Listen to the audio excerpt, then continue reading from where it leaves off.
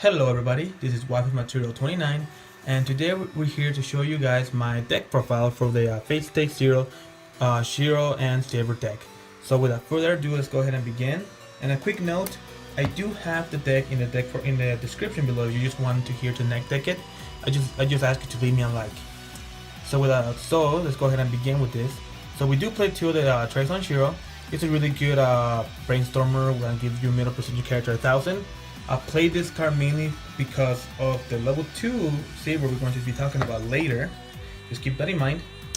Next, we play 4 of the Heroic Spirit Saber. So I don't really play too many of the Resonate effects in this deck, only one card, and that will be at level 3. Oh, sorry, at level 1. But I do play 4 of her simply because she's just a pretty good beast stick at early levels. Next, we do play 2 of the Style of a Knight Saber. Now this is a really fantastic card. You can just pay 1, tap her, and then search your deck for any Saber or Shirou character from your deck. And it's just a really good card that you get what you need early on so you can make your game more smoothly. Next, we play 2 of the this guy right here, the Summoning with a Command Seal Shirou. Just your basic 500 assist with an additional effect that if you do play a Climax, you can give something 1000. So it's just a great assist in my opinion. It's pretty much what the yellow deck really needed from the first limited play work and the first series set. So we do play 2 of them. Next, we play 3 of the only red card in the deck, the Proof of a Contract Rin. So her second effect is nothing for this deck, but she's just a reverser really at level 0. Nothing really else to say about it. And to wind up our level 0s, we do play 4 of the Battle After School Shirou. Now this card is a fantastic card. It really is probably the best level 0 you have in the deck. It is never dead in your hand. You could always play it, either get him at 45 or simply use him as a stock.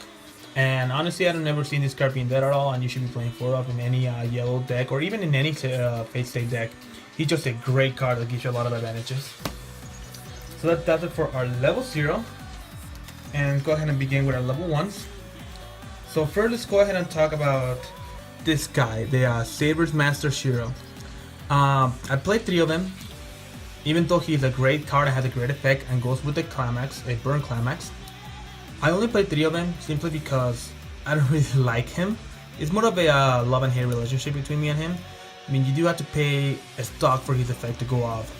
And that's the one thing that really kills me from playing probably multiples of this card, because simply if I do get multiples on the field, I notice that I'm just real low on stock, and that's just not really what I call optimal.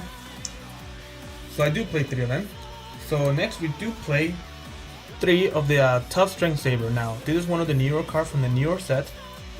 She's a fantastic card that can get pretty big at 7000 I believe without any assist, but has a downside that if she gets reversed, your opponent gets to search for a character in your waiting room and put it on top of your deck. So essentially they guarantee 1 damage.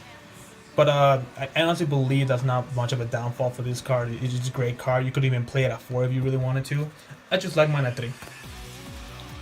And for the last level 1 card we do play the only Resonate card in the deck, the Resolution to Fight Together Saber. Just a really good card. It is a 1 cost level 1, but she has a Clock Encore as well as the Resonate that gives her an extra soul. Just a really good card in my opinion, so you can swing in for damage early on. And that does it for the level 1s. Next, let's talk about the level 2s. So the first card we're going to talk about is the card that goes with the Trace on Shirou, and this is the Ultimate Slash Saber. You don't have to play this card in your version of your deck. I like to play it on mine, simply because it is just a card that I feel like it is more good than bad. I see it being able to drop a level 1 really consistently in my matches. And for that reason I played 3 of it, just so I can search for it later on. And it's just a great card. He also has Clock Encore, so you can just swing in for more damage if you really wanted to. Next, we're going to talk about the Resolution Not to Fight Shirou. So this card here, you also could drop it in your own version of your deck, but I like it simply because it is an out to certain stuff. If there's something that's giving you a lot of problem and you want to get rid of it without your opponent having to encore it, this card pretty much is there for that reason. I mean, it also has the Resonate effect with the Saber, I should call, but like I said, it's just a card so you can get rid of stuff. And next for our last level 2, we do play 2 of the Furious Punch Shirou. So this card here is pretty much what's making the mono yellow decks a thing, simply because it gives the front characters 500 attack and a soul. It is just a fantastic card to soul rush your opponent, and it really has no downside. I mean, that's the first effect. The second effect is that you can change into the level 3 Shirou by just paying 1 and put it into the waiting room, which I don't really use it all that much, but it is there if you do need to have the level 3 Shirou on early. But like I said, for the most part, he's just there so I can give my characters an extra soul, and you can play that card on multiples. I just like it at 2. Next, let's go ahead and talk about this Changer, the Unlimited Blade Work Shirou. I played 4 of them, and the main reason is because he's a pretty good card. You know, you pay 2 when he's placed on the field, either by hand or change. You get to draw a card and he gets 2,000. Not bad. And his second effect is you can pay 2, put a character from the field to the waiting room and discard a card. So when he reverses the character, you get to search your waiting room for a character equal to the level of the character reversed and put it on the field. And it's just a really good card simply because it gives you more attacks. If you have like 6 of them on the field and enough stock, you can really do 6 attacks realistic, but it's never gonna happen. You know, it is there though, but for the most part, you'll probably get 4 to 5 attacks if you have him on the field. Alright, so that does it for that, guys. And for the last level 3 card we play the best finisher of the entire set. We play 4 of the Night Oath Saber. Now, this card, I could talk about it for days. It's just a great, fantastic card to have in any deck that splashes yellow in the Fate Stay Zero set. Simply because her burn effect is probably one of the more greater ones out there. You're able to discard the top card of your deck into the waiting room and then deal damage equal to the level +1.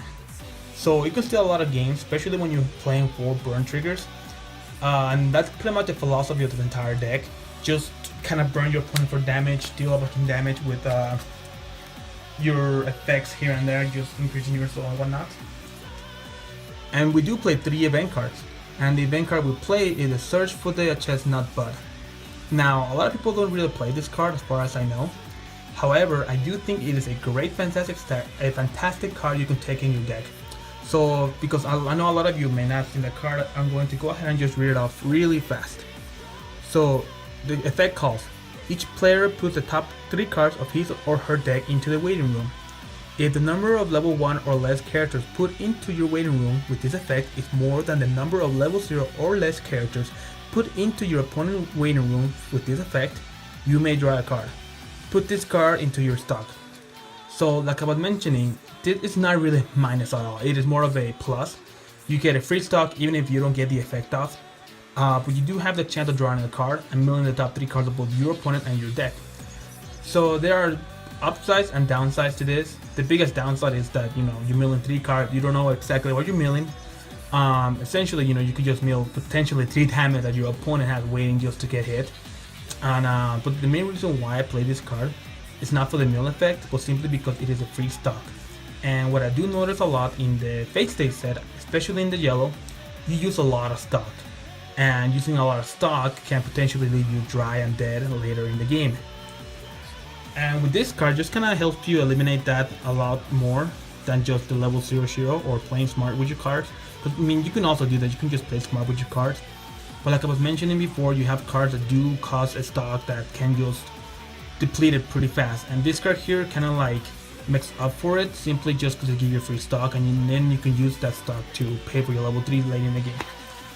So that's my reasoning behind that card. And next, let's talk about the climaxes. This is just gonna go really fast. We play 4 of the Unlimited Blade Works simply because they're burn triggered and they go with the climax combo for the Shirou, the level 3 Shirou. And we play 4 of the Anger Towards Evil burn climax for the level 1 Shirou. So that does it for the deck profile. Please tell me how you feel about it, and you can leave any comments below if you want to see if I make any more changes to it. And also, I am selling this deck on eBay, so if you guys want to have a chance of purchasing it, you can always look into the description below. I will have a link there for it. And that is it for this video. So thank you very much for watching, and we'll see you guys next time.